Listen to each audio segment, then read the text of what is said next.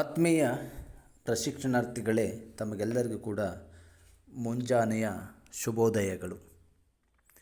ಇವತ್ತಿನ ತರಗತಿಯಲ್ಲಿ ನಾವು ಸಮನ್ವಯ ಶಿಕ್ಷಣದಲ್ಲಿ ಬರುವಂತಹ ಪ್ರಮುಖ ಘಟಕವಾಗಿರುವಂತಹ ಸಮನ್ವಯ ಶಿಕ್ಷಣದ ವ್ಯವಸ್ಥೆಯಲ್ಲಿ ವಿಭಿನ್ನ ನ್ಯೂನತೆಯ ಮಕ್ಕಳು ಎಂಬ ಘಟಕದ ಬಗೆಗೆ ಚರ್ಚಿಸುವ ಪ್ರಯತ್ನವನ್ನು ಮಾಡೋಣ. Good morning my dear beloved students. This is the information regarding to the subject inclusive education. In that we have to discuss about the unit number 2, that is the differently disabled children in inclusive system.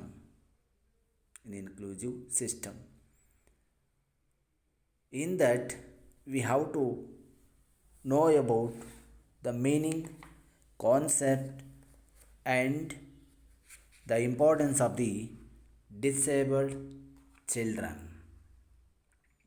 ಆತ್ಮೀಯ ವಿದ್ಯಾರ್ಥಿಗಳ, ಇವತ್ತಿನ ತರಗತಿಯಲ್ಲಿ ನಾವು ಸಮನ್ವಯ ಶಿಕ್ಷಣ ಎಂಬ ಪರಿಕಲ್ಪನೆಯ ಅಡಿಯಲ್ಲಿ ಕೆಲವೊಂದು ಮುಖ್ಯ ವಿಷಯ ವಸ್ತುಗಳನ್ನು ಚರ್ಚೆ ಮಾಡುವಂತಹ ಪ್ರಯತ್ನವನ್ನು ಮಾಡೋಣ. Already you are all aware about the curriculum or syllabus regarding to the unit number 2. In that 2.1, 2.2, 2.3, 2.4, 2.5, 2.6, 2.7 and also 2.8 is there. It is common to all. The concept, identification, classification, characteristics, causes, problems, prevention and educational provisions for the physically challenged children, visually challenged children, children with auditory challenges, children with adjust with the minority school, Sainik school, Navodaya school, Morarji school, Kuvempu school and English medium school, and also the mentally challenged children and children with learning challenges. This is a very important aspects regarding to you people. It is always relevant with the psychological aspects or the psychology. ಸಾಮಾನ್ಯವಾಗಿ 2ನೇ ಯೂನಿಟ್ನಲ್ಲಿ ನೀವೆಲ್ಲರೂ ಕೂಡ ಚರ್ಚೆ ಮಾಡುವಂಥ ವಿಷಯ ವಸ್ತು ಸಮನ್ವಯ ಶಿಕ್ಷಣ ವ್ಯವಸ್ಥೆಯಲ್ಲಿ ವಿಭಿನ್ನ ಅಂಗವಿಕಲ ಮಕ್ಕಳು. ಅದರಲ್ಲಿ ಮುಖ್ಯವಾಗಿ ದೈಹಿಕ ನ್ಯೂನತೆಯುಳ್ಳವರು, ದೃಷ್ಟಿ ನ್ಯೂನತೆಯುಳ್ಳವರು, ಶ್ರವಣ ನ್ಯೂನತೆಯುಳ್ಳವರು, ಮಾತು ನ್ಯೂನತೆ ಉಳ್ಳವರು, ಮಾನಸಿಕ ಅಸ್ವಸ್ಥರು ಮತ್ತು ಕಲಿಕಾ ಸಮಸ್ಯೆಯುಳ್ಳಂತಹ ಮಕ್ಕಳು. ಹಾಗಂದರೆ ಏನು? ಅವರ ಪರಿಕಲ್ಪನೆ, ಅವ್ರನ್ನ ಹೇಗೆ ಗುರುತಿಸಬೇಕು, ಹೇಗೆ ವರ್ಗೀಕರಿಸ್ತಾರೆ ಮತ್ತು ಅವರ ಗುಣಲಕ್ಷಣಗಳು ಏನು, ಆ ಥರ ಆಗೋದಕ್ಕೆ ಕಾರಣಗಳು ಏನು ಮತ್ತು ಮುಖ್ಯವಾದ ಸಮಸ್ಯೆಗಳು ಏನು, ಹಾಗೆ ಅವುಗಳನ್ನು ತಡೆಗಟ್ಟೋದು ಹೇಗೆ ಮತ್ತು ಅವುಗಳಿಗಿರುವಂತಹ ಶೈಕ್ಷಣಿಕ ಪರಿಹಾರಗಳು ಏನು ಅನ್ನೋದ್ರ ಬಗ್ಗೆ ನಾವು ಇವತ್ತು ಚರ್ಚೆ ಮಾಡುವಂಥ ಪ್ರಯತ್ನವನ್ನು ಮಾಡೋಣ. Okay, first we are going to discuss about the disability. Before going to the physically challenged, we are going to discuss about the disability. Here, every child conceived in this world is a unique creation of God, and that includes the able and disabled. But the child does not know whether he or she will reach the ultimate goal, or does not know whether he or she will rich or poor, or superior or inferior, healthy or unhealthy, intelligent or dull. ಯಾರಿಗೊತ್ತು? ಆ ಮಗು ಅಸಮರ್ಥ ಅಂತ ಅಂದ್ಕೊಂಡಾಗ ಇದೆಲ್ಲರೂ ಕೂಡ ದೇವರ ಸೃಷ್ಟಿ. ದೇವರ ಸೃಷ್ಟಿನೇ ಆಗಿರುತ್ತೆ.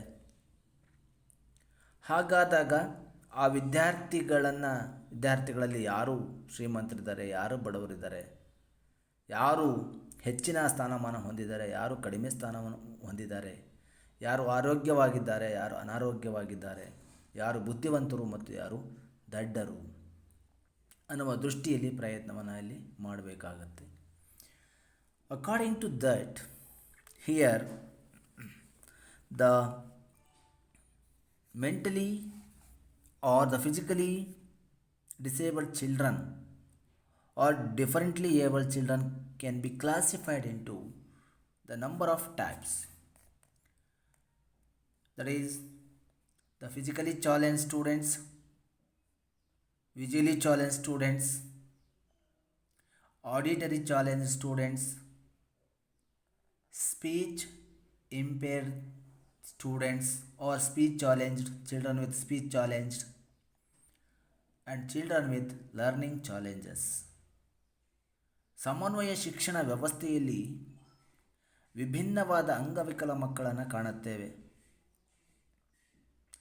ಅವುಗಳಲ್ಲಿ ಮುಖ್ಯವಾಗಿ ದೈಹಿಕ ಸವಾಲುಗಳುಳ್ಳ ಮಕ್ಕಳು, ದೃಷ್ಟಿ ಸವಾಲುಗಳುಳ್ಳ ಮಕ್ಕಳು, ಶ್ರವಣ ಸವಾಲುಗಳುಳ್ಳ ಮಕ್ಕಳು, ಮಾತಿನ ಸವಾಲುಗಳುಳ್ಳ ಮಕ್ಕಳು, ಮಾನಸಿಕ ಸವಾಲುಗಳುಳ್ಳ ಮಕ್ಕಳು ಹಾಗೂ ಕಲಿಕಾ ಸವಾಲುಗಳುಳ್ಳ ಮಕ್ಕಳು. ಈ ಮಕ್ಕಳು ದೈಹಿಕವಾಗಿ, ಮಾನಸಿಕವಾಗಿ, ಸಂವೇಗಾತ್ಮಕವಾಗಿ ಮತ್ತು ಸಾಮಾಜಿಕವಾಗಿ ಸಾಮಾನ್ಯ ಬೆಳವಣಿಗೆ ಮತ್ತು ವಿಕಾಸದಿಂದ ಭಿನ್ನವಾಗಿರಬಹುದು ಹಾಗೂ ಶಾಲೆಯಲ್ಲಿ ವಿಶೇಷ ತರಬೇತಿ ಅಗತ್ಯತೆ ಹೊಂದಿರುವವರು ಇವರಿಗೆ ಪೂರಕವಾದ ಶಿಕ್ಷಣದ ವ್ಯವಸ್ಥೆಯ ಅಗತ್ಯತೆ ಇದೆ. These types of pupils or children, they are always different from the others regarding to the mentally, physically, emotionally, socially and also the intellectually. They are always the different from the normal peoples. That's why they always required the good education system or the special education system or the supplementary education system. ಹಾಗಾಗಿ ಆತವರಿಗೆಲ್ಲರಿಗೂ ಕೂಡ ಮುಖ್ಯವಾಗಿ ಬಹಳಷ್ಟು ಪ್ರಾಮುಖ್ಯತೆ ಹೊಂದಿರುವಂತಹ ಶಿಕ್ಷಣದ ಅಗತ್ಯತೆಯನ್ನು ನಾವು ಕಾಣಲಿಕ್ಕೆ ಸಾಧ್ಯತೆ ಇದೆ. Okay, let us see the first one, that is the physically challenged children. ದೈಹಿಕವಾಗಿ ಸವಾಲುಳ್ಳಂತಹ ಮಕ್ಕಳ ಬಗೆಗೆ ನಾವಿವತ್ತು ತಿಳಿಯುವಂಥ ಪ್ರಯತ್ನವನ್ನು ಮೊದಲನೇದಾಗಿ ಮಾಡೋಣ. ಸಾಮಾನ್ಯವಾಗಿ ಈ ಅಂಗವಿಕಲ ವ್ಯಕ್ತಿಯ ಬೆಳವಣಿಗೆಯಲ್ಲಿ ಅಪೂರ್ಣತೆ ಕಾಣ್ತಾ ಇರುತ್ತೆ.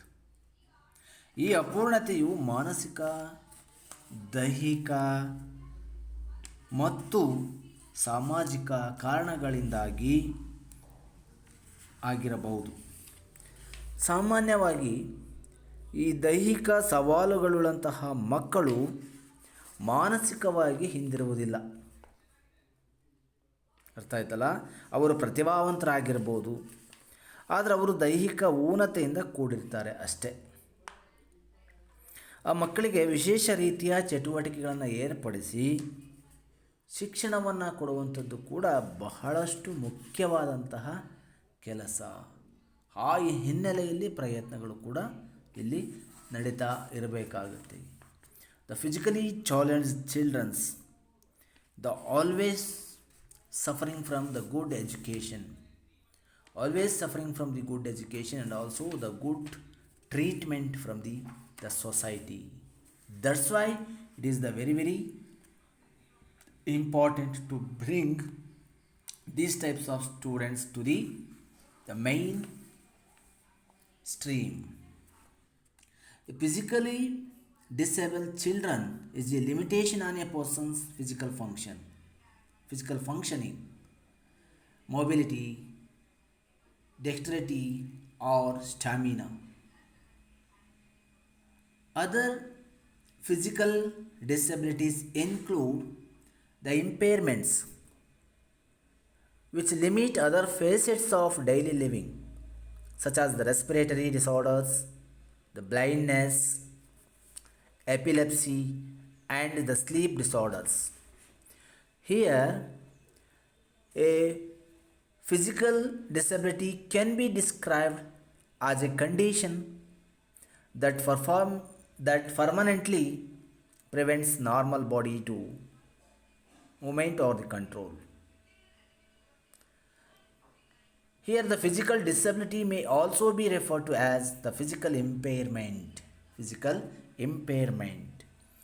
Okay, let us see what is the concept of the physically disabled children or the physical challenged children.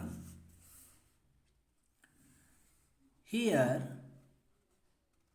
the main thing that is these types of people or the children always suffering from the number of the problems physical problems. ಈ ಥರದ ಅನೇಕ ವಿದ್ಯಾರ್ಥಿಗಳು ಏನು ಮಾಡ್ತಾ ಇದ್ದಾರೆ ಅಂದರೆ ಅನೇಕ ದೈಹಿಕ ತೊಂದರೆಗಳಿದ್ದು ತನ್ನ ವಯಸ್ಸಿನ ಇತರ ಮಕ್ಕಳ ಸಾಧನೆಯನ್ನು ಗಣನೆಗೆ ತೆಗೆದುಕೊಳ್ಳಲಾರದೆ ಅವರು ಶೈಕ್ಷಣಿಕವಾಗಿ ಹಿಂದುಳಿಯುವಂಥ ಪ್ರಯತ್ನವನ್ನು ಮಾಡಿರ್ತಾರೆ. ಆ ಕಾರಣಕ್ಕಾಗಿ ಅವರನ್ನು ನಾವು ದೈಹಿಕವಾಗಿ ಅಸಮರ್ಥ ಮಕ್ಕಳು ಅಂತ ಹೇಳ್ತೀವಿ. ಉದಾಹರಣೆಯಾಗಿ ದೈಹಿಕ ನ್ಯೂನತೆ ಪರಿಣಾಮವಾಗಿ ಅದನ್ನು ಸಾಮಾನ್ಯ ಚಟುವಟಿಕೆಯಲ್ಲಿ ಪಾಲ್ಗೊಳ್ಳುವುದರಲ್ಲೂ ಕೂಡ ಅಡ್ಡಿಯನ್ನುಂಟು ಮಾಡುವುದಕ್ಕೆ ದೈಹಿಕ ಸವಾಲುಗಳ ಮಕ್ಕಳು ಅಂತ ನಾವು ಕರಿತೀವಿ. For example, the models of the physical illness regarding to the club foot, polio or amputations, scoliosis, radial club hand. ಸಾಮಾನ್ಯವಾಗಿ ಈ ಥರದ ಮಕ್ಕಳು ಏನು ಮಾಡ್ತಾ ಇದ್ದಾರೆ ಅಂದರೆ, ಈಗ ನೀವು ನೋಡಿರ್ತೀರಿ, ತಿರುಚು ಪಾದವುಳ್ಳ ಮಗು ಇರುತ್ತೆ, ಪೋಲಿಯೋಮಯ ಮಗು ಇರುತ್ತೆ, ಕಾಲು ಇಲ್ಲದ ಮಗು, ಕೈತುಂಡಾಗಿರುವಂಥದ್ದು, ವಕ್ರ ಬೆನ್ನು ಮೂಳೆ, ವಕ್ರ ಕೈ, ಈ ಥರದ್ದೆಲ್ಲ ಅಂಶಗಳನ್ನು ಹೊಂದಿರುವಂಥ ಮಕ್ಕಳನ್ನು ನಾವು ಕಾಣ್ತಾ ಇರ್ತೇವೆ. ಆ ಹಿನ್ನೆಲೆಯಲ್ಲಿ ಇವುಗಳನ್ನು ನಾವು ವರ್ಗೀಕರಣ ಮಾಡುವಂಥ ಪ್ರಯತ್ನವನ್ನು ಕೂಡ ಇಲ್ಲಿ ಮಾಡಲಿಕ್ಕೆ ಸಾಧ್ಯತೆ ಆಗುತ್ತೆ.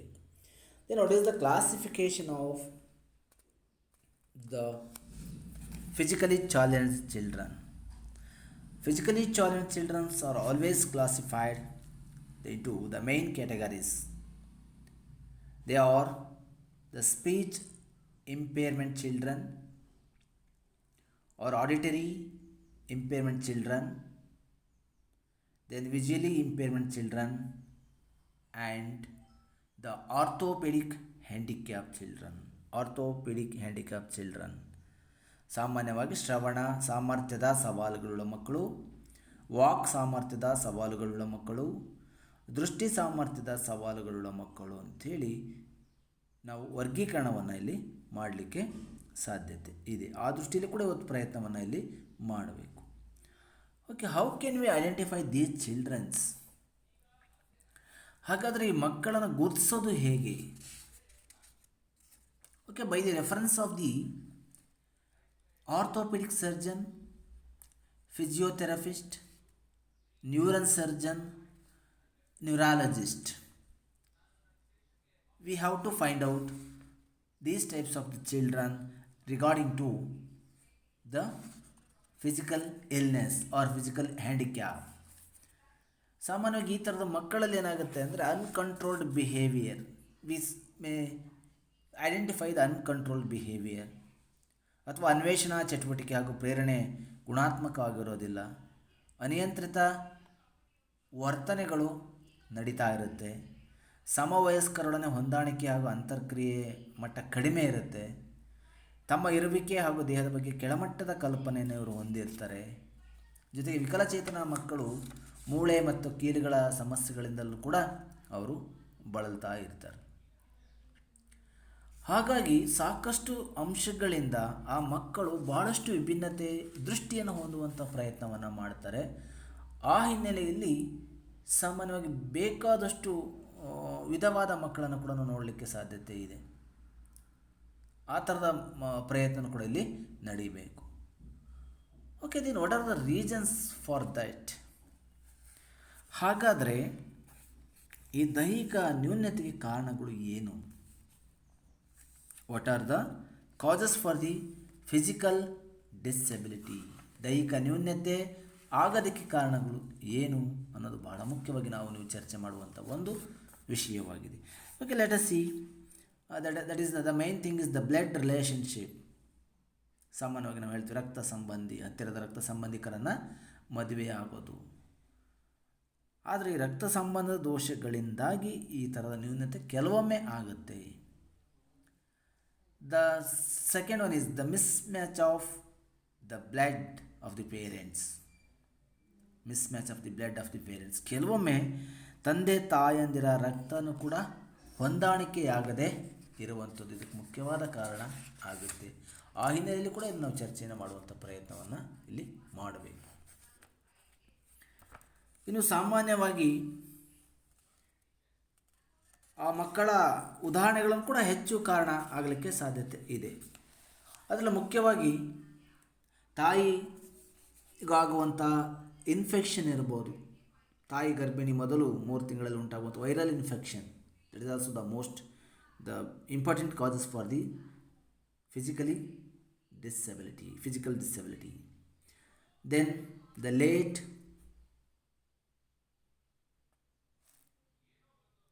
ಕಷ್ಟವಾಗಿ ಮತ್ತು ತಡವಾದ ಹೆರಿಗೆಯಾಗುವಂಥದ್ದು, the late delivery cases or the delayed delivery cases. ಕೆಲವೊಮ್ಮೆ 10 ತಿಂಗಳಾದರೂ ಮಗು ಜನನ ಆಗೋದೇ ಇಲ್ಲ, ಅಥವಾ ಹೆರಿಗೆ ಸಮಯದಲ್ಲಿ ಭಾಳಷ್ಟು ಕಷ್ಟವನ್ನು ಪಡ್ತಾರೆ. ಅಂತಹ ಮಕ್ಕಳು ಕೂಡ ಈ ಥರದ ಕಾರಣಕ್ಕೆ ಕಾರಣ ಆಗ್ಬೋದು. Then the lack of calcium in the children.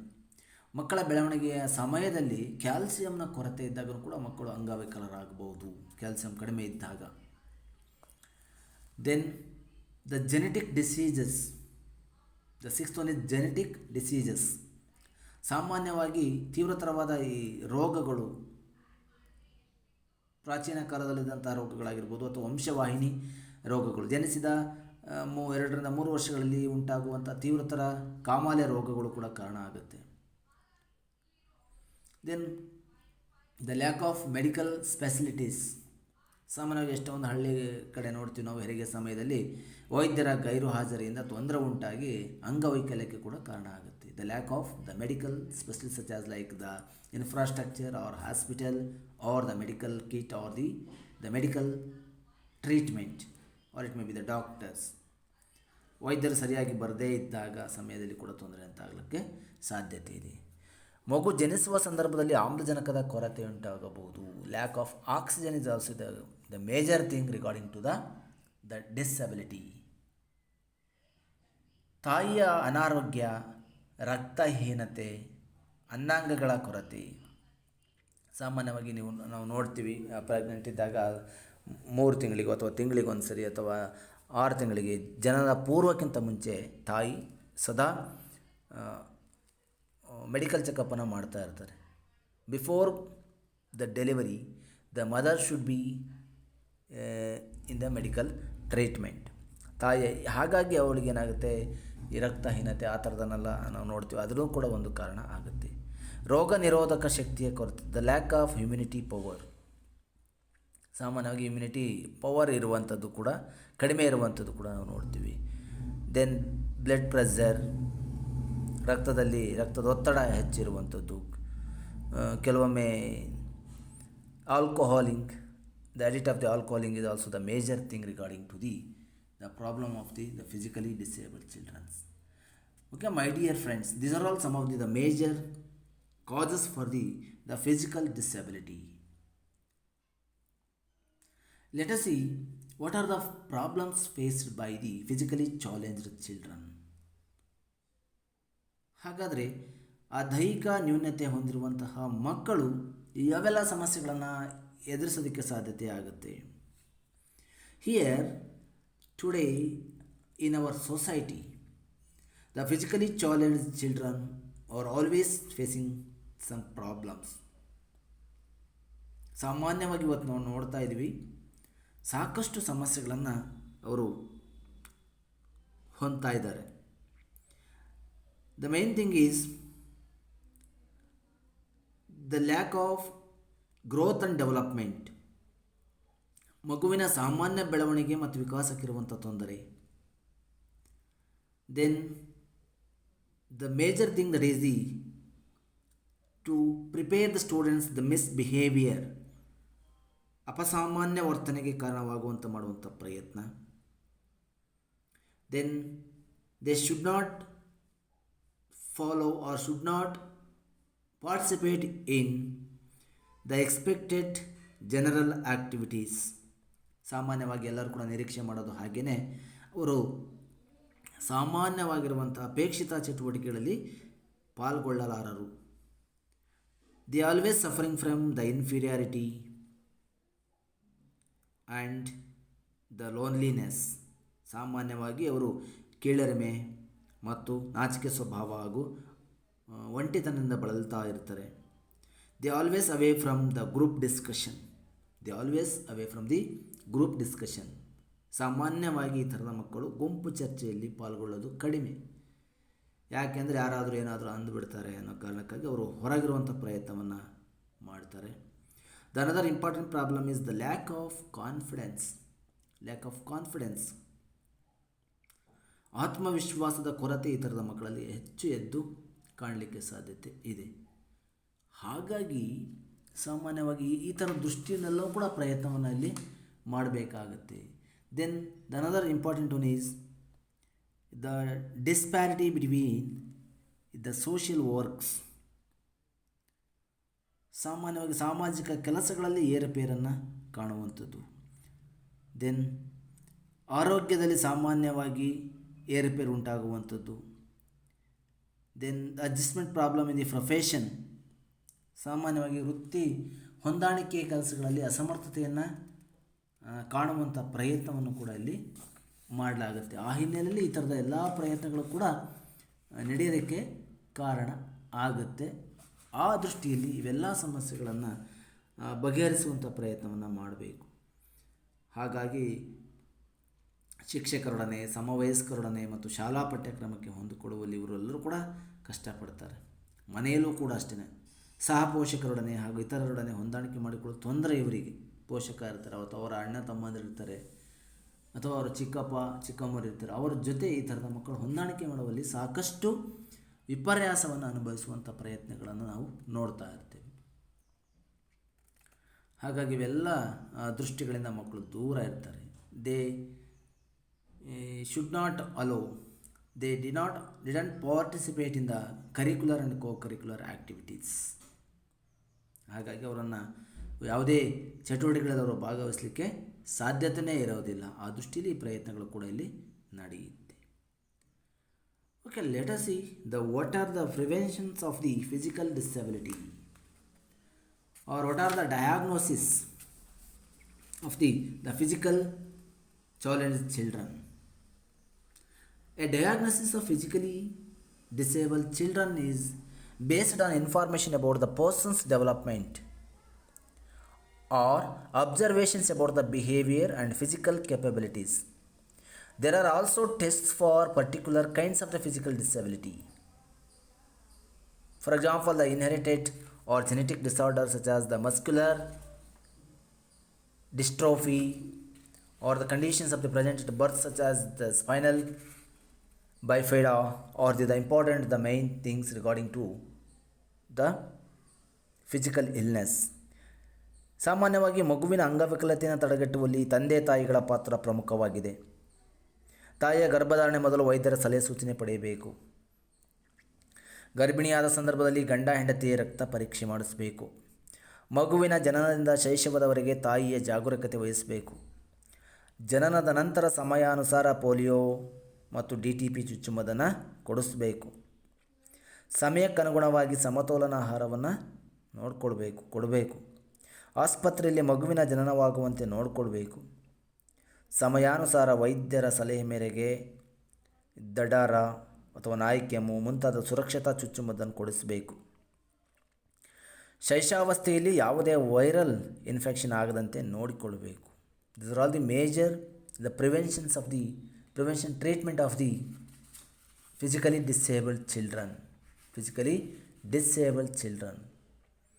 That's why here we have to give the more stress to prevent the physical illness among the students.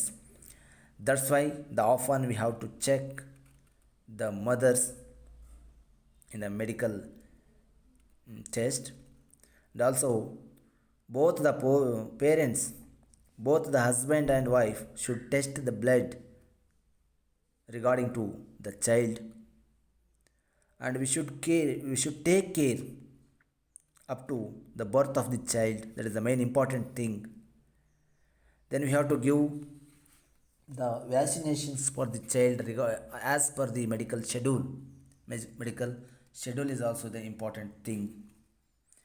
Then we have to give the balanced food or diet food, healthy food to the both the mother and the child. And we have to give the more suggestions. We have to take the more suggestions regarding to the traditional or genetic diseases. ಸಾಮಾನ್ಯವಾಗಿ ಈ ಥರದ ಕಾಯಿಲೆಗಳಿಗೆ ಸಂಬಂಧಪಟ್ಟಂತಹ ಕ್ರಮವನ್ನು ತೆಗೆದುಕೊಳ್ಳುವಂಥ ಪ್ರಯತ್ನವನ್ನು ಮಾಡಬೇಕಾಗತ್ತೆ. These are all some of the important the preventions we have to take for the physical disabled children. The next one is the very very important aspect, that is the educational provision for the challenged children. Educational challenge for the challenged, physically challenged children. According to the 1986 policy, here this policy give more stress on the physically challenged children regarding to the educational provisions. This is the very very important. In that they give more importance to the general schools regarding to the special abilities, special provisions. ಶಿಕ್ಷಣ ವ್ಯವಸ್ಥೆಯಲ್ಲಿ ದೈಹಿಕ ಊನತೆಯನ್ನು ಹೊಂದಿರುವಂಥ ಮಕ್ಕಳಿಗೆ ವಿಶೇಷ ಅವಕಾಶವಿರುವುದಿಲ್ಲ. ಇತರ ಮಕ್ಕಳೊಂದಿಗೆ ಸಾಮಾನ್ಯ ಶಾಲೆಯಲ್ಲಿ ಅವರಿಗೆ ಉತ್ತಮ ಶಿಕ್ಷಣಕ್ಕೆ ಅವಕಾಶವನ್ನು ಮಾಡಿ ಕೊಡಬಹುದು. ಹಾಗಾಗಿ 1986 ರಾಷ್ಟ್ರೀಯ ಶಿಕ್ಷಣ ನೀತಿಯನ್ವಯ ಊನಶಕ್ತರಿಗೆ ವಿಶೇಷವಾಗಿರುವಂಥ ಶೈಕ್ಷಣಿಕ ಅವಕಾಶಗಳನ್ನು ಕಲ್ಪಿಸಲಾಗಿದೆ. ಅವ್ಯಾವು? The major education provisions for the challenge childrens are to give more opportunity for the independent work. ಆ ಮಕ್ಕಳಿಗೆ ಸ್ವಾವಲಂಬನೆ ಕಾರ್ಯ ಸ್ವಂತ ಅವರೇ ಕಲಿಬೇಕು. Then the second thing is to provide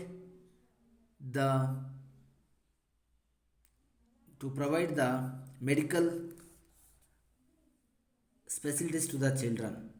ಸಾಮಾನ್ಯವಾಗಿ ಈ ಥರದ ಮಕ್ಕಳಿಗೆ ಶೈಕ್ಷಣಿಕವಾಗಿ ಅಥವಾ ವೈದ್ಯಕೀಯವಾಗಿ ಅನುಕೂಲವಾಗುವಂತಹ ಉಪಕರಣಗಳನ್ನು ಒದಗಿಸಿಕೊಡುವಂಥ ಪ್ರಯತ್ನವನ್ನು ಮಾಡಬೇಕು.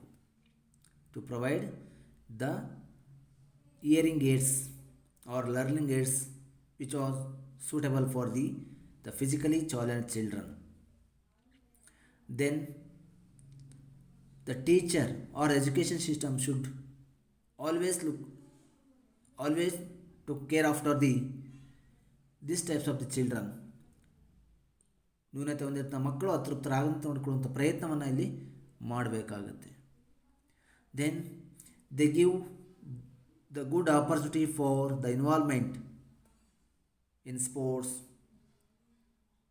Play and cultural activities according to the individual differences, according to their physical illness.